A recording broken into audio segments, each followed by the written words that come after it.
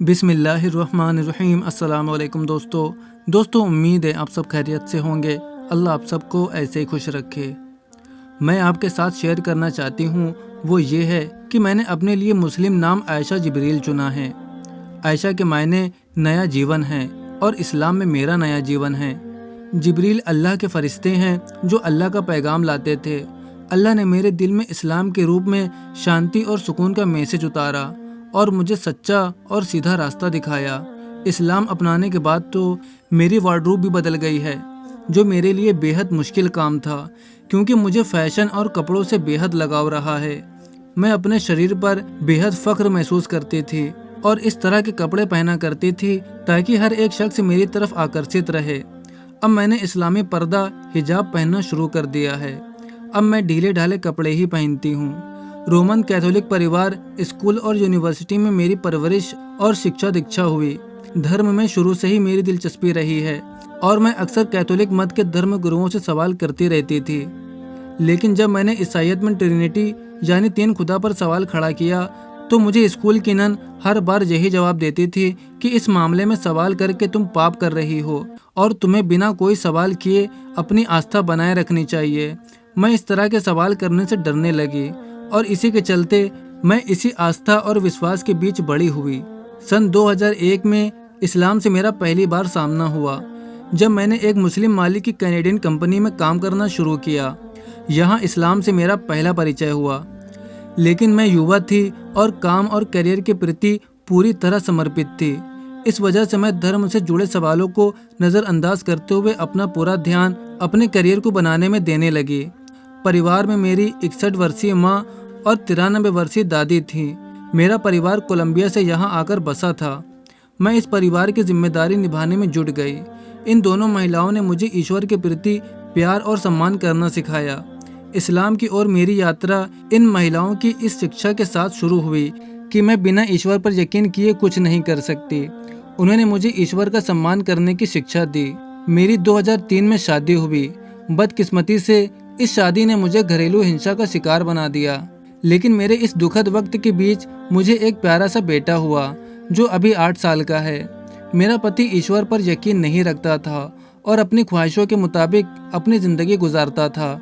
उसने मुझे भी ईश्वर, यहाँ तक कि ईसाईयत से भी दूर रखा। ये मेरी ज़िंदगी का सबसे दुखद दौर था। लेकिन 2005 में एक दिन मैं अपनी माँ की मदद से इस मुश्किल भरे दौर से बाहर निकल आई। मैंने अपने पति को छोड़कर अपने पुत्र और माँ के साथ जिंदगी को आगे बढ़ाया। मैं अपना अच्छा करियर बनाने के लिए कठिन परिश्रम में जुट गई, क्योंकि अब परिवार का पूरा दारोमदार मुझ पर ही था। विमान चालन के पेशे ने मुझे कई बेहतर अवसर दिए। इन अवसरों में कई तो बहुत दिलचस्प थे। इस बीच मुझे मलेशिया में रहने का मौका भी मिला।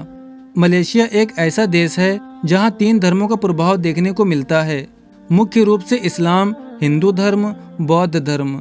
जब मैं दक्षिण अमेरिका में रहती थी तो वहाँ मैंने कॉरपोरेट पायलट के रूप में काम किया, लेकिन अब मैं एयरलाइन पायलट हूँ और मेरी उड़ान मुख्य रूप से एशिया, मध्य पूर्व और यूरोप में रहती है।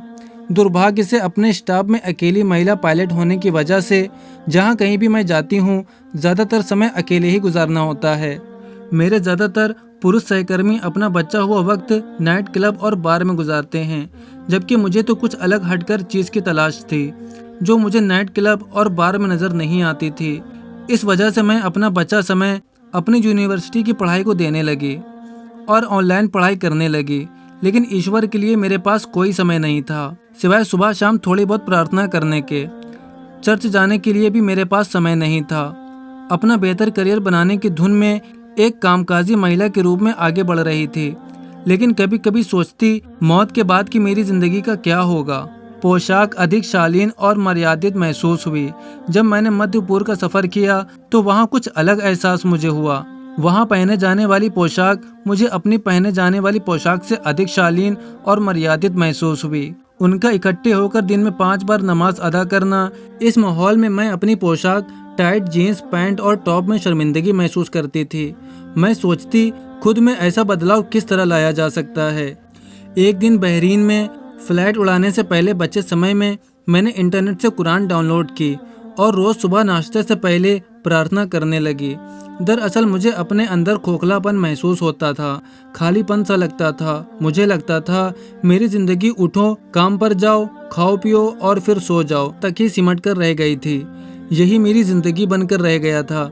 मेरा आध्यात्मिक जीवन तो कुछ है ही नहीं।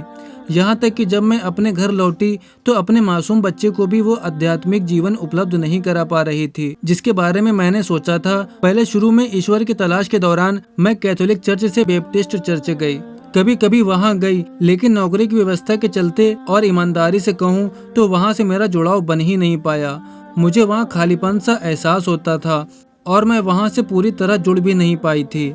मैं सोचती, क्या मेरी जिंदगी में ईश्वर है? मुझे लगता, हाँ वो है। शायद वो मेरे लिए बेहतर कुछ करने की सोच रहा है। कि ईश्वर शायद मेरे मामले में ये नहीं चाहता था कि मेरा जीवन जिम्मेदारी निभाने और काम में लगे रहने में ही समर्पित हो जाए। मेरा जीवन दुनियादारी में ही उलझकर रह जाए और इस जीवन के बाद वाला जीवन न संवर पाए। इसलिए ईश्वर ने मेरे जीवन के दरवाजे पर दस्तक दे रखा था। इसलिए ईश्वर मेरे जीवन के दरवाजे पर दस्तक दे रहा था, लेकिन मैं ही इस दरवाजे को खोलने से डर रही थी। मैं सोचती थी दिमाग में ईश्वर को रखना और दिन भर में ईश्वर को याद करना मेरे रूहानी और आत्मिक सुकून के लिए काफी है। लेकिन सच्चाई ये है कि ये पर्याप्त नहीं था। ईश्वर जानता था कि इस वक्त रूहानी नजरिए से मेरी जिंदगी को बचाए जाने की सख्त जरूरत थी। मध्य पूर्व की बात है जब मेरे मुंह से निकल पड़ा कि इस्लाम तो मेरे लिए है। ये उस पल की बात है जब मेरे कानों में अजान की आवाज़ आई। अजान की आवाज़ सुनने के दौरान ही मैंने चश्मा लगाकर अपनी आंखों से ढक लिया, क्योंकि उस दौरान मेरी आंखें आंसुओं से पूरी तरह भीग चुकी थी। उस वक्त साथी पायलट मेरे साथ थे और हम एक रेस्टोरेंट जा रहे थे। मुझे महसूस हुआ मानो मुझसे ये कहा जा रहा है कि रुक जाओ और इस प्रेयर में शामिल हो जाओ। मेरी आंखों से आंसू निकलने जारी रहे। उस रात खाने के बाद मैं अपने कमरे में आई और दरी बिछाकर सिर के बल झुक गई और ईश्वर से सच्ची और सीधी राह सुझाने की दुआ करती रही। उस रात के बाद मैं पहले से ज्यादा सच्चे ईश्वर मार्ग की तलाश में जुट गई। फ्लाइट के सफर के दौरान ही मैंने कुरान पढ़ना शुरू कर दिया। इस्लाम को समझने के लिए मैंने इंटरनेट पर कई वीडियो देखे। इस्लाम की ज़्यादा से ज़्यादा जानकारी हासिल करने के लिए मैंने गूगल पर कई इस्लामिक ऑर्गेनाइजेशन तलाश किए। मैंने अर्जेंटीना में एक इस्लामिक प्रोग्राम में शामिल होने का निश्चय किया। मैंने गूगल पर दक्षिण अमेरिका में इस्लाम संबंधी जानकारी जुटाई तो मुझे एहसास हुआ कि मैं ही नहीं, इस्लाम में दिलचस्पी रखने वालों की एक बड़ी तादाद है। मैंने जल्दी अर्जेंटीना लौटने और अमेरिका की सबसे बड़ी मस्जिद जाने का दृढ़ निश्चय किया। 3 महीने बाद मैं अर्जेंटीना पहुंची। मैंने टाइम सेट किया और मस्जिद पहुंची। मैं वहां मस्जिद के इमाम शीज मोहम्मद से मिली, जो दक्षिण अरब के थे। हमारे बीच इस्लाम से जुड़े विषयों पर तकरीबन 3 घंटे बातचीत हुई। मेरे वहां से रवाना होने से पहले उन्होंने मेरे से पूछा, क्या तुम इस्लाम अपनाना चाहती हो? मैंने जवाब में कहा, हाँ, अभी इस्लाम कबूल करना चाहूँगी। दरअसल मैं सोच रही थी कि पता नहीं कब मेरा फिर अर्जेंटीना लौटना हो और न जाने ऐसा मौका मुझे फिर मिल पाए या नहीं। अब मेरे लिए सबसे बड़ा संघर्ष मेरे अपने पूर्वाग्रहों से जूझना था, जिसके तहत मैं जीसस को ईश्वर के रूप में मानती थी। मुझे पहले लगता था जैसे मैं जीसस को धोखा दे रही हूँ। स्कूल टाइम में टीचर द्वारा कही गई बातें मेरे जहन में बार बार घूमती। धर्म को चुनौती मत दो, क्योंकि ऐसा करना गुनाह है। मैं इन बातों को अपने दिमाग से नहीं निकाल पा रही थी। वो ऊहापोह वाला दौर मेरे लिए बेहद कठिन दौर था। अर्जेंटीना के मस्जिद के इमाम शीज मोहम्मद ने सही राह सुझाने में मेरी काफी मदद की और मुझे बताया कि मोहम्मद, इब्राहिम, मूसा, नूह और जीसस एक ही मैसेज लेकर आए थे और एक ही मजहब के पैरोकार थे। तो फिर भला तुम इनका अनुसरण करना क्यों नहीं चाहोगी? पूर्वाग्रह दूर हुए। कुरान के अध्ययन, इस्लाम में मरियम को दिए ओहदे जो कई ईसाई विद्वानों की तुलना में काफी अधिक हैं। ईसाई धर्म में मिलावट और बदलाव आदि का अध्ययन से मेरे दिमाग में व्याप्त पूर्वाग्रह दूर हुए। इन सबके अध्ययन के बाद इस्लाम अपनाने के अपने फैसले पर मैं संतुष्ट हो पाई और साथ ही मुझे एहसास हुआ कि अब तक कैसे मेरे और मेरे घर वालों से इस सत्य धर्म को छुपाया गया, सिर्फ इस वजह से कि यही सच्चा और हक मजहब था। जहाँ तक मेरी लाइफ स्टाइल का सवाल है तो इस्लाम अपनाने के कुछ समय पहले ही मैंने शराब पीना छोड़ दिया था और अब मैं शुअर का गोश्त भी नहीं खाती हूँ। इस्लाम अपनाने के बाद तो मेरी वार्डरोब भी बदल गई है, जो मेरे लिए बेहद मुश्किल काम था, क्योंकि मुझे फैशन और कपड़ों से बेहद लगाव रहा है।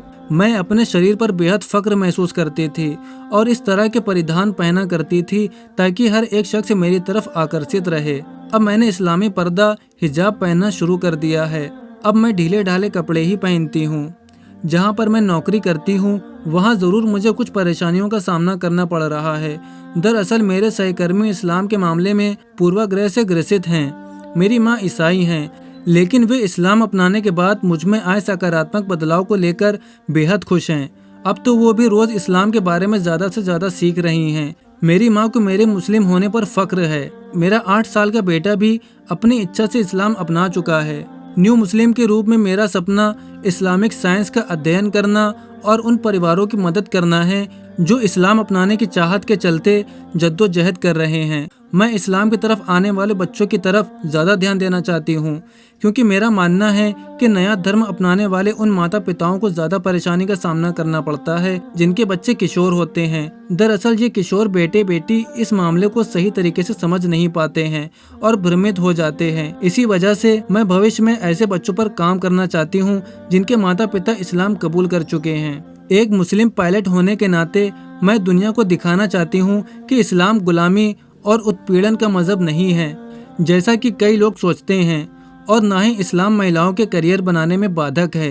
इस सब के विपरीत आज मैं जिस मुकाम पर हूँ अल्लाह ही की मदद और करम से हूँ। और आखिरी बात जो मैं आपके साथ शेयर करना चाहती हूँ वो ये है कि मैंने अपने लिए मुस्लिम नाम आयशा जिब्रील चुना है। आयशा के मायने नया जीवन है और इस्लाम में मेरा नया जीवन है। जिब्रील अल्लाह के फरिश्ते हैं जो अल्लाह का पैगाम लाते थे। अल्लाह ने मेरे दिल में इस्लाम के रूप में शांति और सुकून का मैसेज उतारा और मुझे सच्चा और सीधा रास्ता दिखाया। दोस्तों, ये थी आयशा जिब्रील की कहानी। आपको कैसी लगी हमें कमेंट करके ज़रूर बताएं, और वीडियो पसंद आई हो तो वीडियो को लाइक करें और अपने दोस्तों के साथ इसे ज़्यादा से ज़्यादा शेयर करें। अब मिलते हैं आपसे एक और रिवर्ड मुस्लिम की स्टोरी के साथ। तब तक के लिए अपना बहुत सारा ख्याल रखें। अस्सलामु अलैकुम वरहमतुल्लाहि वबरकातुहू।